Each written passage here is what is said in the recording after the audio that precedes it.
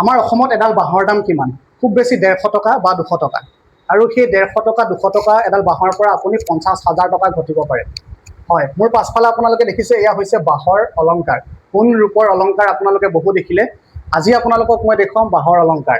আৰু এইসমূহ কেনেধৰণেনো পিন্ধিব পাৰিব, কিমান দাম হয়, এইখিনি কথা মই আপোনালোকক দেখুৱাবলৈ বিচাৰিম। দেখিছে নহয়, খুব ধুনীয়া ধুনীয়া এয়া বাঁহৰ অলংকাৰ দেখিছে আপোনালোকে।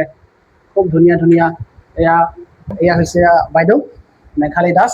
আৰু বাইদেউৰ যিটো প্ৰক্ৰিয়া, তেওঁৰ যিটো ৰিচাৰ্চ চেণ্টাৰ, এইটো হৈছে উত্তৰ পূৰ্বাঞ্চলৰ প্ৰথম বাঁহৰ যিটো বিপণী আপোনালোকে বাহিৰতো পাব, কিন্তু এককভাৱে ইয়াৰ প্ৰথম বুলি কোৱা হৈছে। বাইদেউ কওকচোন অকণমান কেনেধৰণে এইবোৰ বনোৱা হৈছে? হয়, আচলতে বাঁহ বুলি ক'লেতো আমাৰ মানে সকলোৱে চিনি পাওঁ, নতুন কথাই নহয়। বাঁহ আমাৰ প্ৰত্যেকৰে ঘৰত বাঁহৰ সামগ্ৰী আছে, বাঁহৰ বস্তু আছে, মই অতীজৰে পৰা ব্যৱহাৰ কৰি আছো।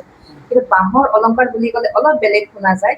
যদিও চেৰেঙাটোৰ বিভিন্ন অঞ্চলত বাঁহৰ অলংকাৰ অলপ অলপ চলি আছিলে বা প্ৰচলিত হৈ আছিলে, কিন্তু এককভাৱে ক'তোৱে নাই।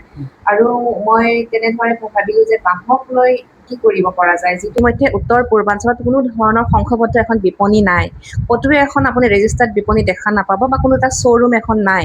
গতিকে মই ভাবিলো যদি মই এই দিশটোত মনোনিৱেশ কৰোঁ, তেতিয়াহ'লে এটা ভাবোঁ অসমৰ অৰ্থনীতি বা উত্তৰ পূৰ্বাঞ্চলৰ অৰ্থনীতিত এটা নিশ্চয় ইতিবাচক প্ৰভাৱ পেলাব পৰা যাব। আৰু তেনেদৰে আগবাঢ়িলো, মই প্ৰশিক্ষণো গ্ৰহণ কৰিলোঁ তেনেদৰে বিভিন্ন বিভাগৰ পৰা ল'লোঁ, ভাৰত চৰকাৰৰ বিভাগৰ পৰা, আৰু তেনেদৰে মই আগবাঢ়িলোঁ। এতিয়া আপোনালোকে দেখিবলৈ পাৰিছে বিভিন্ন ধৰণৰ অলংকাৰ ইয়াতে আছে। এই অলংকাৰসমূহ কিন্তু বাঁহেৰে নিৰ্মাণ কৰা হৈছে। আৰু ইয়াত অসমীয়া গহনাও আছে, বাহিৰৰ বেলেগ বেলেগ প্ৰদেশৰ ৰিপ্ৰেজেণ্ট কৰা গহনাও আছে। আৰু এইবিলাক গহনা কিন্তু প্ৰস্তুত কৰে সামান্যতমহে বাঁহ ব্যৱহাৰ কৰা হৈছে। এডাল বাঁহৰ দাম যদি 150 টকাৰ পৰা 200 টকালৈ হয়, তেতিয়াহ'লে এই গহনাবিলাকৰ দাম কিন্তু ইমান কম নহয়। আপোনালোকে এনেধৰণে গহনা বনাই কিমান টকা ঘটিব পাৰি এডাল বাঁহৰ পৰা যদি আপোনালোকে খুব ভালকে নিখুঁতভাৱে গহনা প্ৰস্তুত কৰে, তেতিয়াহ'লে 50,000 টকালৈকে অনায়াসে উপাৰ্জন কৰিব পাৰিব।